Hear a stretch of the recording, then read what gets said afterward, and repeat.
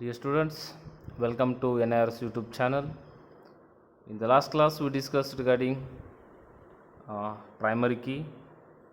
So, before the primary key, we discussed that different type of data types. So, how to use those data types for a particular field. So, using the data type is also a very important thing after creating the table in your database. So applying the data types for the particular field, it is up to the user. So it depends upon what kind of field he has created, right? So that everything we discussed in the previous classes. And after that we discussed the primary key concept. The primary key, it is have a standard definition. We have that whenever you apply the primary key for any field, it should not accept null values and it should not accept duplicate values. So all the values what you will enter in that particular field should be unique values. Okay, so these all we have already discussed. And students, today we will see one more very important database object, that is form, that is called form. So in the database objects already we discussed what is the table, what is database, and in theoretical part already we discussed that what is query, and we discussed what is the report and as well. So today we will see one more very important object, database object, that is forms. So forms are very important for the person or a non-technical person. Okay, so if see, already we created the database and table. So as a technical person, we know that how to enter the values into the table, right? So but suppose if a person is a non-technical person or he doesn't know how to use the Microsoft Access database, for such kind of people, we have to create the forms. Okay, so the forms are user friendly. It should be user friendly, and the non-technical person, he just enter the data information into the form. So after that form, the form will be linked with the database, table, and whenever the person or user, non-technical user, if he enter the database information in the form, the all entered data information will be stored in a table. Okay, so in the form you can just already we created a database called NIRS. So you can click on NIRS database. So click on NIRS, double click on NIRS database, you can just open it. So already we have created a table called student details. So just you can open that table. Well, so we have a field called roll number, student name, phone number, class, date of birth and fees. Well, so now in the ribbon part, look at the screen. In the ribbon part, okay, so here we have one tab called create tab, right? So here we have a tab called create tab. Click on create tab, you can observe the screen, right? So when you click on create tab, you will get a group called a template group, tables group, queries group, forms group, reports, and macros and code. So in the forms group, here we have three types of forms, right? So form design and form wizard. Okay, so these are the three main important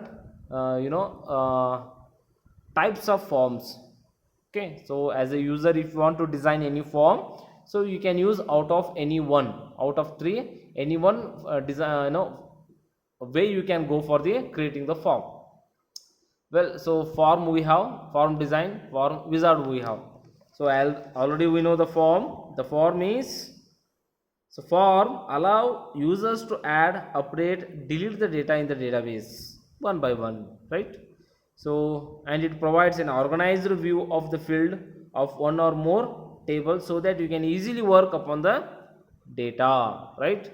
So the forms is it also helps us to organizing the different type of fields, right? So more than one table, so it organizing the fields systematically, so it helps to user to work on the table and as well as the data what you have entered in the table, right?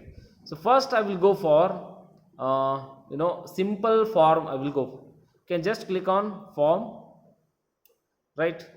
So here you can observe the student details. So student details is the form name, and as well as it links with the student details table. Okay, so this form has been created linked with the student details table, right? So here we have so many already entered data we have. So here I will enter the new one, the student name I will enter. You can observe by the help of the student details table already the form has been designed. Now you need to enter the values. Okay, so you can just think it, I am a non-technical person, I don't know much about MS Access, I don't know what is MS Access. So in that condition the user, he can use this form to enter the data information into the table. So suppose I am the user, so now I will go for rule number. So rule number is not accessible, and next to student name I will enter like Ramya. Okay,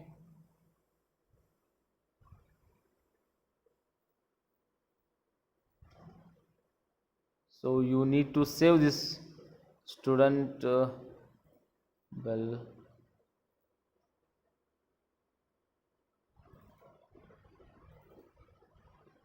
student details. So you need to save.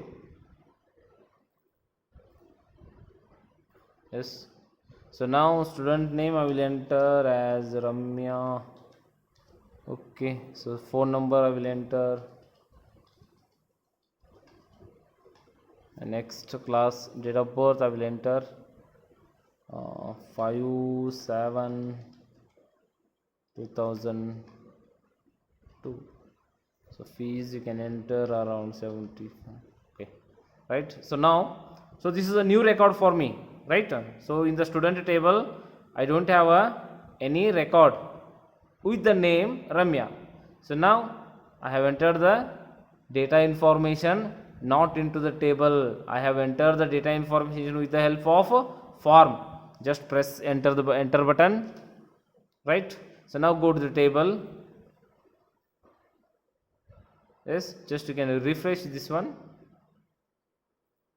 Yes, so here you got the rule number 6, name is Ramya, right?